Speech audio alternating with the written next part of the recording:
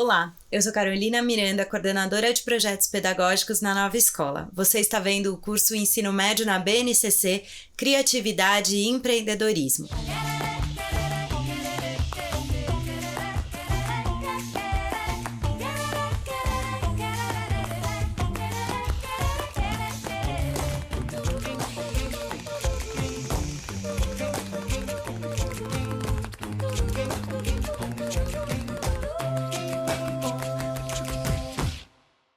Adriano Salve é um professor da área de linguagens de Santa Catarina que encontrou uma forma de desenvolver competências e habilidades previstas na BNCC, despertando o interesse dos estudantes pelo conhecimento de maneira lúdica e interativa.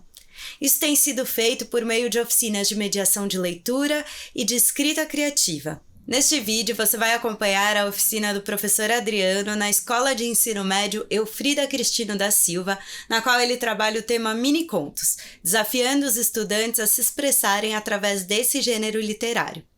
E ao final dessa aula, não deixe de conferir o próximo vídeo, que conta a história do professor Adriano. Quem comenta esta aula, além do próprio professor e dos seus alunos, é a Maria Cristina Mini, que é doutoranda em Linguística Aplicada e Estudos da Linguagem. Bom dia a todos, sejam muito bem-vindos a essa oficina. Vocês estão acostumados a me ver enquanto mediador de leitura, a gente está acostumado a trabalhar a leitura de textos literários e hoje a gente vai trabalhar de uma maneira um pouquinho diferente, nós vamos trabalhar a produção de textos literários. E para começar esse nosso encontro, para começar o nosso bate-papo, eu tenho um vídeo que eu gostaria que vocês assistissem e depois a gente vai discutir um pouquinho. Então, vamos lá?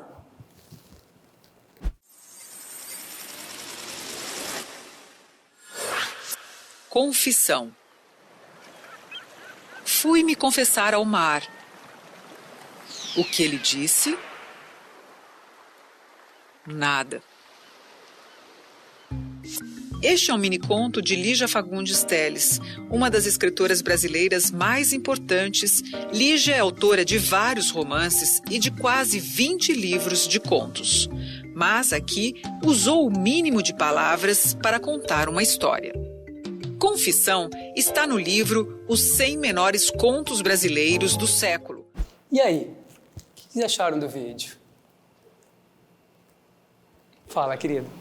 Eu achei que ele quis explicar que o mini-conto pode ser utilizado tanto em palavras e imagens para definir meio que uma poesia. O Jean pegou bem essa perspectiva multimodal, né, do mini-conto, ou seja, ele vai associar a imagem ao texto e isso dialoga bem com as mídias sociais. Por exemplo, com o Instagram, com o Twitter, enfim, vários desses canais. O exemplo que eles nos deram ali foi a mensagem de celular, que também pode ser compartilhada. Aliás, a gente depois vai utilizar o celular com microcontos para trabalhar essa questão. Mais algum comentário sobre alguma impressão de vocês sobre esse vídeo? Gostaram?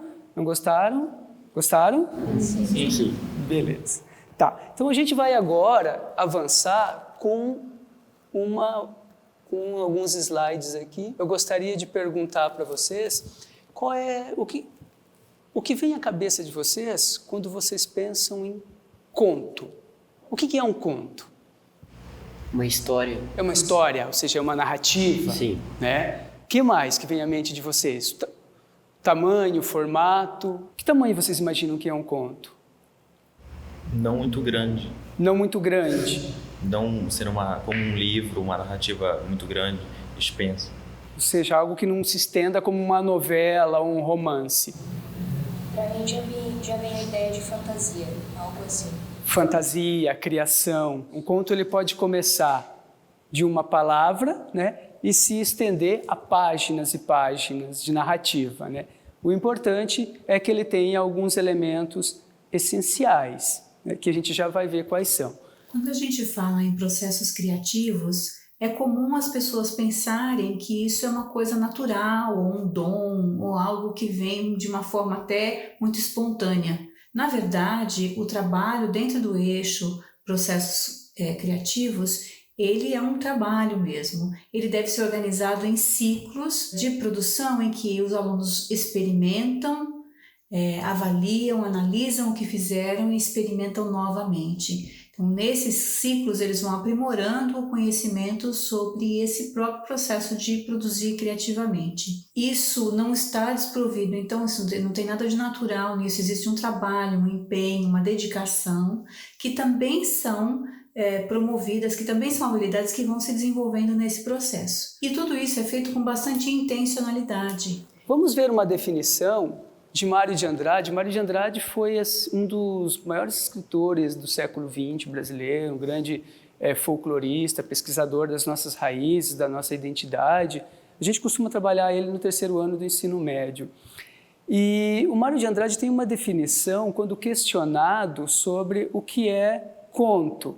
E aí ele diz assim, que em verdade sempre será conto aquilo que o autor batizou de conto. Ou seja, e ele encerra a discussão. Ele era um homem teórico que podia se estender nessa discussão, porque ele foi questionado numa época em que o modernismo no Brasil ele revoluciona um pouco a linguagem, a maneira de se escrever, de fazer literatura.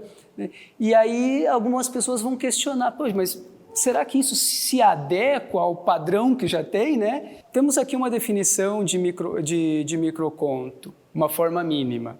É uma narrativa curta, ou curtíssima extensão, construída por meio de uma linguagem sintética e concentrada, com o menor número de recursos, busca o máximo de efeito. Ou seja, o que é o menor número de recursos? Menor número de palavras, Você enxuga, é um texto bastante condensado, e ele vai buscar o máximo de efeito. Que efeito é esse? É o sentido, é a emoção que você quer criar através da narrativa. Seguindo, ele tem a nomenclatura bastante vasta para definir esse que é um gênero literário.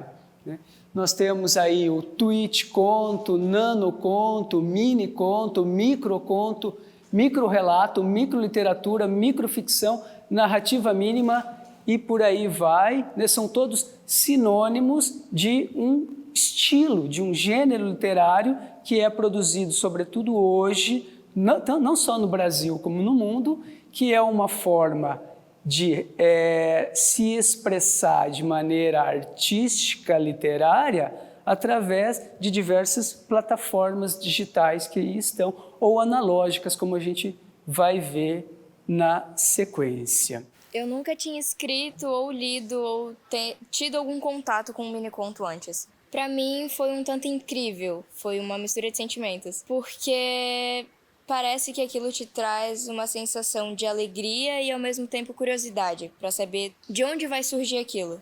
Temos algumas referências com relação aos autores de micronarrativas. Vocês viram ali no vídeo o Marcelino Freire citando alguns deles, o Ernest Hemingway, que foi Prêmio Nobel de Literatura, escrevendo um livro que também trabalha de uma palavra de uma forma bem enxuta, o Velho e o Mar, e que escreveu Os Sapatinhos de Bebê, que a gente viu ali.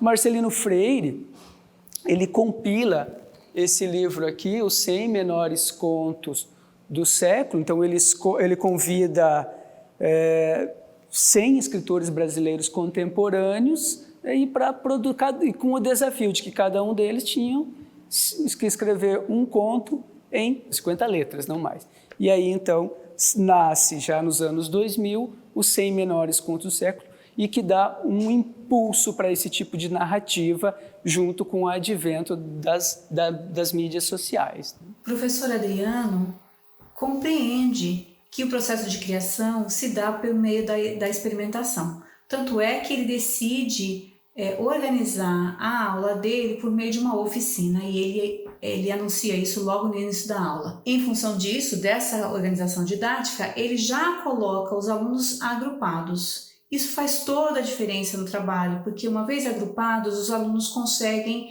interagir melhor, eles conseguem compartilhar as ideias e também confrontar essas ideias, debatendo, oferecendo argumentos, oferecendo suporte para as escolhas que eles vão fazendo. Foi escolha também do professor iniciar repertoriando os alunos a respeito deste gênero textual, desse gênero literário. Então ele trouxe um mini-conto em forma de vídeo e apresentou isso para os alunos.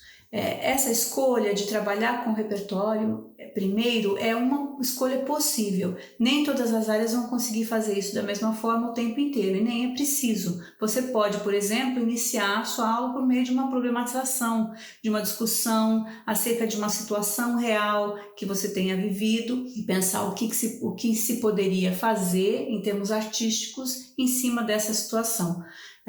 Ou buscar uma apreciação crítica desta situação para depois pensar numa intervenção. E aí nós temos um exemplo do microconto ou mini-conto mais famoso do mundo, né? O do Augusto Monterroso.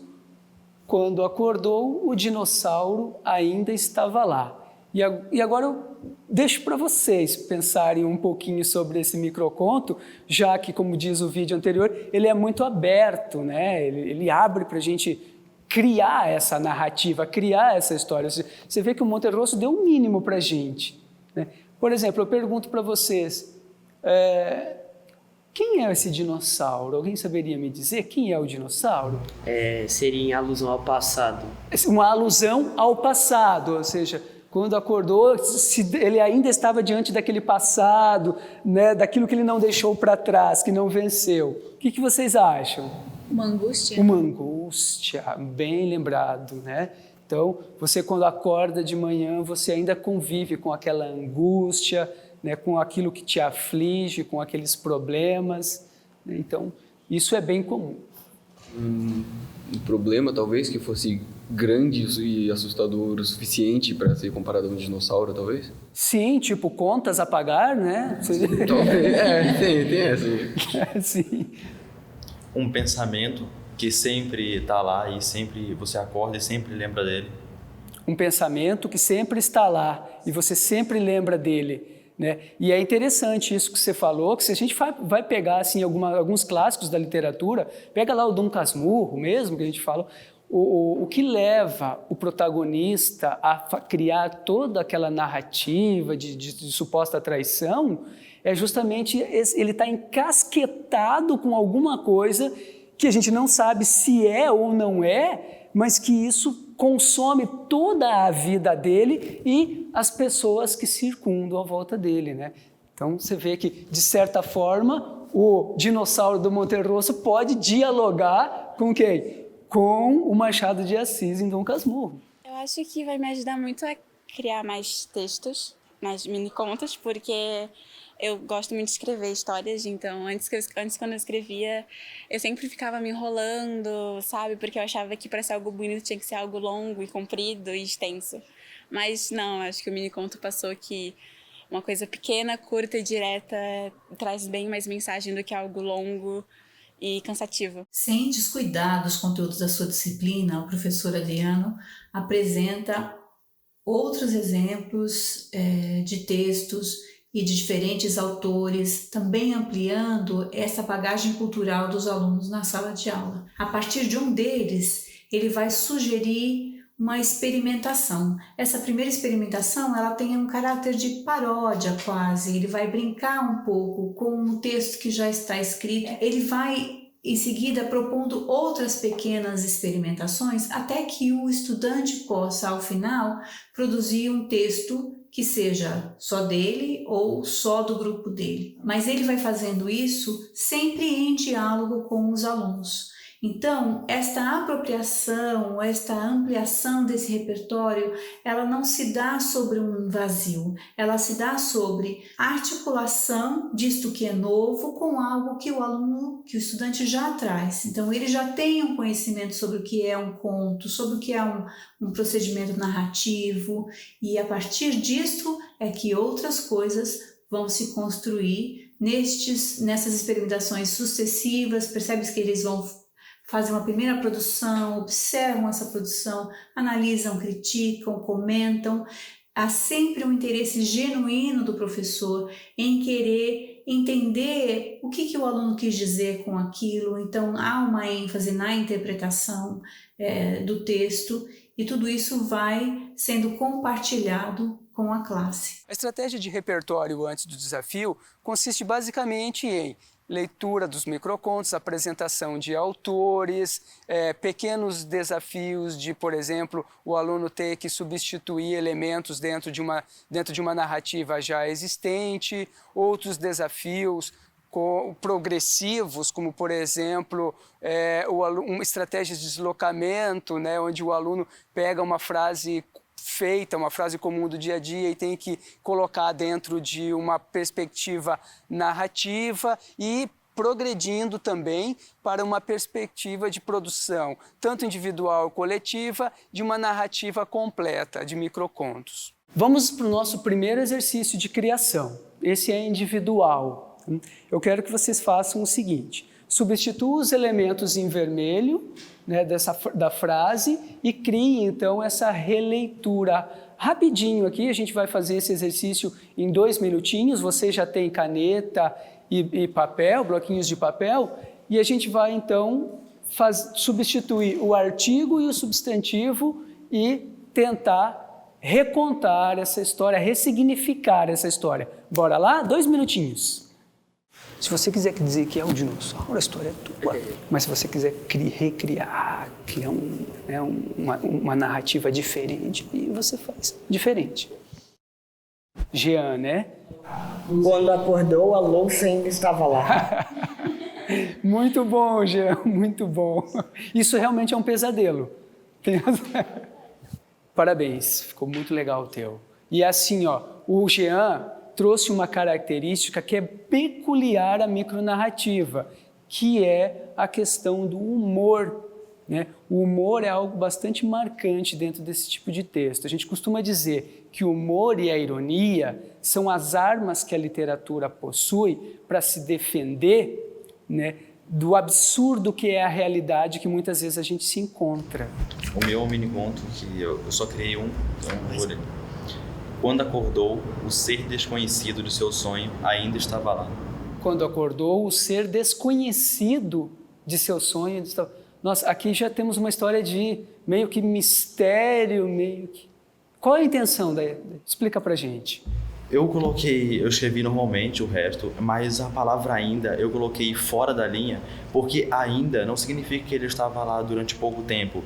Ele estava lá, ele poderia estar durante pouco tempo, depois que você acordou, que você ainda estava dormindo, ou ele poderia estar lá há muito tempo, que ainda está desde muito tempo, igual o dinossauro. Isso pode fazer alusão ao passado. Então essa é a minha ideia. Complexa a história dele. Ele nos força a pensar de maneiras talvez um pouco diferentes do nosso cotidiano, porque normalmente a gente não cria histórias ou mini-contos, então a gente tem que forçar um pouco mais o cérebro a desenvolver. Nos ajuda a desenvolver mais esse negócio da literatura, leitura talvez até também, porque a gente pode estudar para aprender mais sobre os mini-contos, pegar exemplos e desenvolver cada vez mais a nossa criatividade. É possível perceber que essa maneira como o professor Adriano organizou essa oficina de minicontos favoreceu o engajamento dos alunos. Eles estão todos lá empenhados em fazer as diferentes experimentações e produções propostas pelo professor, e quando eles leem e explicam aquilo que quiseram dizer, fica claro que os conhecimentos de mundo que eles trazem são impressos nessas produções, revelando então a autoria desses alunos. Isso se revela no empoderamento desses alunos com relação à produção escrita também. Então, eles se veem como autores desses mini-contos. Mais alguém? Quando acordou, a luz ainda estava lá. Quando acordou, a luz ainda estava lá. E que luz é essa que estava lá? Luz, eu digo como se pudesse simbolizar algum tipo de paz, esperança, felicidade, alguém que faz bem, esse tipo de coisa. Vamos lá, Dexter. Eu coloquei, quando acordou, ele ainda estava lá. E quem que é esse ele, hein? Então... Você joga pro leitor isso ou você... Eu pensei como se ele realmente acordou. Ele realmente acordou. Olha só que interessante, né? Um sonho dentro de um sonho. Será que ele realmente acordou? Bem bacana. Os depoimentos dos alunos e do próprio professor revelam que trabalhar dentro do eixo de processos criativos exige uma mudança de hábitos. Então, os alunos vão percebendo que eles podem trabalhar juntos nos grupos, produzir coisas juntos, podem criticar de uma maneira cordial o texto de um colega. Isso tudo são conhecimentos para a vida. Isso é um estilo de colaboração, de produção colaborativa que eles vão levar depois para os projetos de vida deles, para o mundo do trabalho. São habilidades que se ganham e que depois podem ser experimentadas nas outras disciplinas do currículo e que ficam para a vida deles também.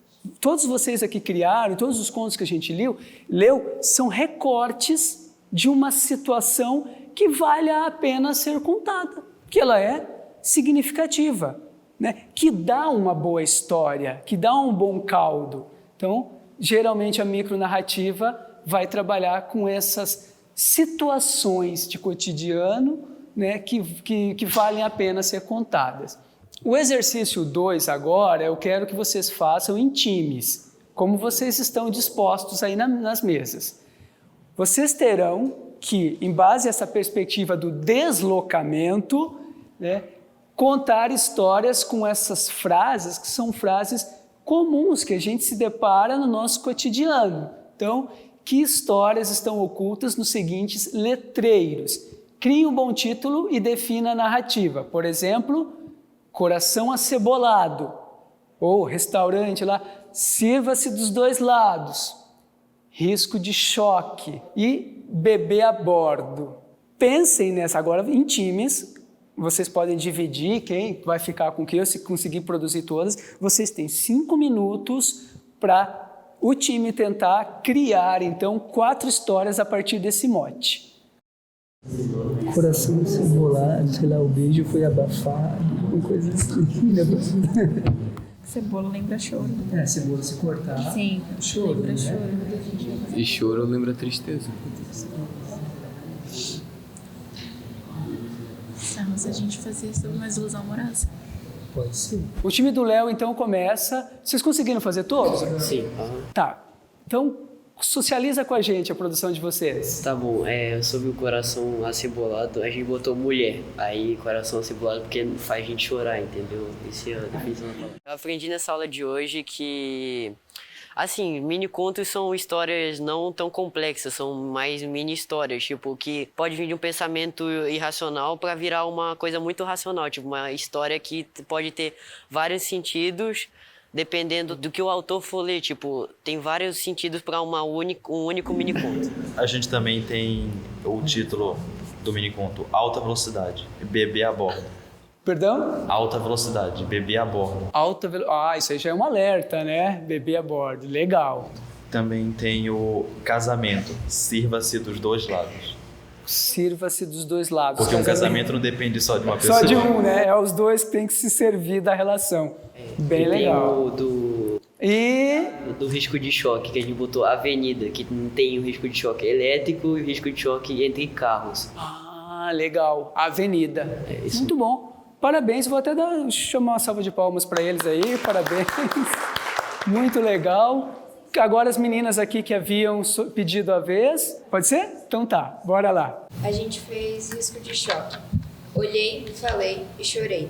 Seria como se a gente olha para uma pessoa, a gente fala alguma coisa e logo em seguida a gente já é julgada. Então a gente fica triste e a gente começa a se afastar e é quando a gente chora. Então é algo como se direcionando ao julgamento. Excelente. Próximo. A gente fez o bebê a bordo, um acidente evitando outro. Como normalmente a gente escuta muito que a gravidez acaba sendo algo acidental. Então a gente botou com um acidente tentando evitar outro acidente. Assim, em duplo sentido. Em duplo sentido. Uau, que trágico. E tem a fofoca, que é sirva-se dos dois lados, fofoca. Fofoca. E fechou esse? Fechou. Beleza. Próximo time? O nosso primeiro é Coração Acebolado, Chorou no Corte, que uma pessoa pode ter sido se declarado para uma menina ou vice-versa. Ou também pode ter sido cortado. Por exemplo, foi falar alguma coisa e cortou. Aí deixou a pessoa triste e chorou. Aí o nosso segundo foi risco de choque, cuidado ao toque. Cuidado ao toque. Muito bom. E agora o último time aqui das meninas e do Dexter. A gente fez o risco de choque. Amor, um risco de choque. Porque a gente pode se machucar quando a gente ama, entendeu? E o risco de choque, quando você leva um choque, você se machuca. E no amor, você se machuca o mesmo tanto, sabe? Isso que a gente fez. E ainda pode ficar de cabelo em pé, né? Com as coisas que você experiencia no amor. Muito legal. Parabéns. Os alunos se tornaram bastante engajados e participativos, justamente porque o processo de leitura e criação tem uma empatia muito grande com o jovem é bastante criativo, então quando o professor usa desses artifícios, de trabalhar, por exemplo, com criatividade, isso torna a aula um pouquinho mais atraente e desafiante para os alunos. Em toda disciplina, há a possibilidade de se comunicar resultados, conhecimentos de forma criativa. Então, se eu tenho na matemática, por exemplo, a intenção de comunicar na minha comunidade como está acontecendo o desperdício de água, a produção de lixo, algo que eu tenha quantificado de alguma forma, eu posso fazer isso por meio de um infográfico. E aí eu posso pensar que metáfora visual que melhor vai organizar essa produção que é verbal, é visual, vai ter conteúdo numérico ali no meio também.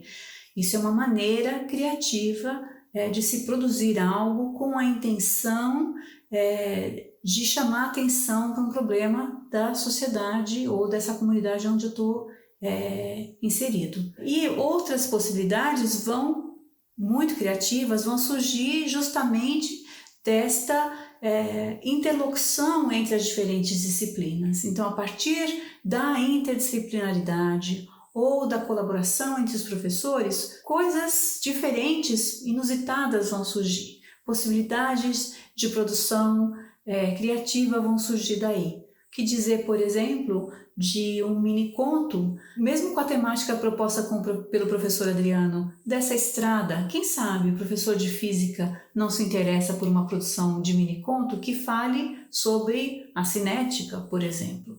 Ou o professor de biologia, não sei, ficam aí sugestões para o trabalho integrado. Então agora a gente vai para a atividade final e temos aqui um recadinho do escritor catarinense, o Carlos Henrique Schroeder, que ele nos desafia ao dizer que o escritor que não se desafia já nasce cansado, né? Então, a ideia é que nós nos desafiemos para as seguintes possibilidades de produção de micronarrativas. A primeira, cão que ladra não morde. Vocês vão ter que ressignificar um ditado popular. Então, nós temos a estrada, construir uma história a partir de metáforas várias, né? Uma história que tem a ver com estrada, com caminho, com aventura, algo nesse sentido. Conto de fadas, então revisitar um conto de forma simplificada. Talvez você pegar um conto de fadas e contar de uma outra perspectiva, com um menor número de palavras, né? Pode fazer trocadilhos. Eu gosto muito de jogar com a perspectiva do trocadilho, sei lá, conto de facas, coisas nesse sentido, e recriar, né, a narrativa. E o engarrafamento aqui, comentar ironicamente o cotidiano, pode ser situação, trânsito, escola, casa, o que vocês puderem colocar de forma irônica, de forma divertida, para criar uma crítica a respeito sobre isso, vocês podem fazer. Na aula de hoje a gente tinha o desafio de desenvolver mini-contos a partir de alguns temas que a gente teve, como estrada, zumbi, amor. E a gente também aprendeu como fazer o mini-conto, a base do mini-conto também, algumas regras sobre ele. Agora a gente vai fazer a socialização dos mini-contos que vocês produziram E aqueles minicontos que ainda estão em construção, a gente socializa no sentido de que os colegas também possam dar ideias, dar dicas de como tornar aquela ideia uma narrativa, tá? Então, qual dos times começa com a leitura do desafio? Jean, né? Vai, Jean. O que vocês fizeram? O cão raivoso pode ser amoroso.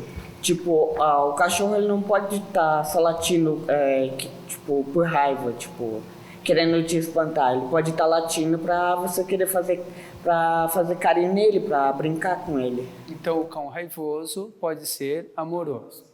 Beleza. Mais algum do time? A estrada para o castelo tinha uma bifurcação. O príncipe não chegaria a tempo de salvar a princesa. Tipo, uma ilusão. Perdão? Tipo, uma ilusão. Ele pegou o caminho errado e não salvou a princesa. Eu vou sobre o amor. O amor. O amor é uma via de mão dupla, portanto, não se limite a um só lado da estrada. O amor é uma via de mão dupla, portanto, não se limite a um só lado da estrada. Poderia explicar um pouquinho pra gente? Eu falei sobre a diversidade e também sobre não se limitar no amor, sobre amar intensamente. O que me inspirou foi uma música que eu gosto, que eu conheço, e eu pensei nela na hora e veio inspiração e aí eu escrevi. Eu escolhi o engarrafamento e eu fiz... estava tudo planejado, mas fiquei preso no engarrafamento. Estava tudo planejado, mas fiquei preso no engarrafamento. O que isso sugere, né? Sugere uma quebra de perspectiva em virtude do quê? De uma condição, né, que é dos grandes centros, ou dos médios centros hoje, do engarrafamento, do problema de transporte, né? Mais algum time fez? Eu fiz um sobre cão que ladra não morde. Congresso e presidência, cão que ladra não morde. Ele fala sobre, basicamente, todas as promessas que são feitas para toda a população brasileira, e eu acredito que em outros lugares também, e que não são cumpridas, que eu achei que se assemelhou bastante com esse negócio do cão que ladra não morde. Muito legal. Essa é uma perspectiva que nós já havíamos discutido aqui, né? A ideia de que a literatura, sobretudo o microconto, ela vai usar do humor, da ironia, para justamente se defender das mazelas. Então, o que ela fez foi exatamente isso. Ela pegou uma situação, né, real, um recorte do real, dessa questão política, administrativa que a gente vive, e trouxe para dentro da literatura como uma forma de se expressar diante das situações que a gente vem vivendo, e eu achei fantástico. Parabéns pela criação, pelo pensamento crítico. Tem mais algum esse time? Tem mais algum. Então, vamos ver. É sobre o conto de fadas. E é assim, a vida real é um conto sem fadas. Uau, excelente. A vida real é um conto sem fadas. Muito bom. Eu vou até pedir uma salva de palmas, que eu achei isso aqui bem criativo. Muito bom, parabéns. A gente fez primeiro sobre o conto de fadas, que é: a Bela e a Fera eram diferentes dos outros e aprenderam a amar. Que tá explicando que eles eram considerados diferentes de todo mundo na aldeia deles, principalmente a Bela. Ela era julgada por gostar de ler e ser uma garota independente, mesmo na sua pouca idade. Então, a Fera já ficava escondido por não ser tratado diferente. E quando os dois começam a conviver juntos, eles começam a se apaixonar um pelo outro, e é isso. Bacana. E tem título? Não. Legal. Isso que ela colocou é bem interessante, porque olha só, o título ele é muito importante dentro da narrativa, porque ele tem um link direto com a história. Então, no microconto, o título ele é fundamental. Contudo, a gente está trabalhando literatura mínima. Então, muitas vezes, a ausência, a elipse que a gente viu desse título, também é fundamental para o entendimento da narrativa. Tá? Então, não tem problema que não haja título se é uma intenção, como no caso dela aqui, não colocar o título, porque não faria falta nenhuma. Muito bom. Eu me inspirei em tudo aquilo que eu já tinha lido antes. Eu descobri que o miniconto ele é algo objetivo e direto, e ao mesmo tempo algo que te traz informações e sentimentos. Então ele é algo que te traz novas descobertas e me ajuda a fazer as coisas um pouco mais objetivamente e sendo direto ao ponto. A gente fez o do zumbi, que a gente fez mais uma brincadeira, que às 5h30 da manhã a cidade está rodeada. Porque a gente acorda cansado ainda, no automático, e a gente faz tudo meio dormindo um pouco. Muito bom, deixa eu ver como é que é. Às 5h30 da manhã, a cidade está rodeada. Seria já cheia desses zumbis que não acordaram, mas que já estão transitando pela cidade. É a gente mesmo quando toca o despertador e tem que sair da cama. Muito bom. Próximo. Amor. Acelerou ao te avistar. Eu não fiz parte da criação, não entendi. E esse está relacionado, esse é o amor, né? Acelerou ao te avistar. Tipo o coração, né? Aquela coisa do disparo, do aceleramento. Né? Amor. Podia o título ser coração, talvez, né? Coração. Acelerou ao te avistar. Né? Talvez poderia ficar assim. Mas muito bom. Bom, meninos, agora é a vez de vocês. O que vocês produziram pra gente? Bom, a gente fez o mini conto sobre o cão que ladra não morde. E o que a gente fez, o título é Bocão. Fala demais e não faz. Faz um berreiro, mas... Sabe fazer muita coisa, fala que sabe tudo, mas realmente não sabe. Não sabe nada. Eu vejo que está bastante próximo aos aforismos mesmo, que muita gente está produzindo, né? Com o tempo a gente... Mas é assim mesmo, começa com um aforismo e a gente vai progredindo na narrativa. Seguinte. Também tem o que a gente fez sobre o conto de fadas, Cinderela, um sapatinho de cristal que formou um casal. Um sapatinho de cristal que formou o casal. Muito bom. E um simples objeto fez com que o príncipe procurasse pela Cinderela e o que juntou os dois. Eles eram praticamente completamente opostos, já que ele era um príncipe e ela acabava trabalhando de empregada doméstica na casa da tia dela. Aí tem sobre o amor que a gente fez, que amor feito para todos, né? Que é tipo, amor não tem idade pra tu se amar uma pessoa. Tipo, desde pequeno tu começa o amor amando a sua mãe e depois vai crescendo e amando outra pessoa, entendeu? Então é isso que a gente tentou passar. O amor é uma coisa inata, né? Íntima, nossa, própria do ser humano. E tem o do zumbi, que é tanto tempo sem pensar que o cérebro até apodreceu, que o cérebro do zumbi é apodrecido, e aí uma pessoa quando fica muito tempo sem pensar, o cérebro apodrece. Muito bom. Tem mais algum? Tem da estrada. Da estrada? Beleza. Fechamos com esse da estrada, então. A estrada do sucesso é aberta quando buscamos o conhecimento. A estrada do sucesso é aberta quando buscamos o conhecimento, né? Vamos agora, para fechar, a gente vai fazer o seguinte: como isso aqui é uma oficina, é um grupo de produção criativa e coletiva, né? Eu gostaria de oficializar esse grupo, essa proposta de criação, né? E estender isso não só para esse momento, para esse ambiente, né, de sala. Eu gostaria de estender isso aí um pouco mais.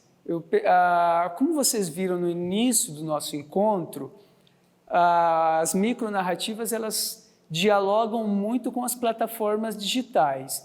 Então, a proposta que eu tenho para vocês é a seguinte: eu já me antecipei e criei para a gente uma página no Instagram, né? E batizei, no primeiro momento, depois a gente pode definir melhor esse nome, mas batizei de Nano Contei. Tá? E assim, então, a ideia é o seguinte: a gente vai, esses textos que vocês produziram, a gente vai colocá-los num formato digital e publicar dentro dessa plataforma que é o Nano Contei. Ao final da aula, o professor propõe que esses textos que eles criaram e outros que eles possam criar, esses mini-contos, sejam publicados numa página do Instagram que ele mesmo criou. Este procedimento de de tirar o texto do papel e colocá-lo numa página do Instagram já é um procedimento de remediação. Neste procedimento, os alunos vão ter que pensar em diferentes modos novamente de comunicar e publicar. Eles vão ter que pensar em cores, eles vão ter que pensar se vão colocar alguma imagem de fundo, se vai haver algum tipo de movimento ou de animação desse texto que eles colocaram aí. Então, este já é um outro processo de produção que engloba outros modos de dizer, de comunicar, de significar. Essa aula me deu uma abertura mais para mim ser uma pessoa mais criativa. Eu acho que essa foi a mais diferença que eu senti do ensino médio para o ensino fundamental. Eles dão mais abertura para a gente poder tomar atitude de alguma coisa que a gente realmente quer, a gente realmente gosta. Então, acho que nessa aula eu fiz algo que eu gosto e que eu quero. E ter um professor como Adriano é muito importante e eu tenho certeza que ele vai estar eternamente na minha memória, porque ele é um professor que traz uma literatura mais extensa, mais bem explicada, ele mostra pra gente o que o escritor realmente está sentindo. Então, eu acho que ele é um exemplo para todos os professores, porque ele é um ótimo professor. Para desenvolver aulas interessantes no processo de eixos criativos, é fundamental que o profissional de educação, o professor, ele se desafie, né? Eu quero parafrasear aqui o escritor catarinense Carlos Henrique Schroeder, que diz que o escritor que não se desafia já nasceu cansado. Poderíamos dizer que o professor que não se desafia já nasceu cansado. Então, sim, estar aberto para o novo, para as novas propostas de ressignificação do seu trabalho, de processos criativos, como o que foi trabalhado hoje, são exemplos, então, que podem ser muito exitosos dentro da prática pedagógica e do dia a dia da sala de aula. E eu espero, do fundo do coração, né, que essa oficina dê resultados e que a gente, a partir daqui, possa criar uma comunidade de conhecimento e de criatividade. Muito obrigado.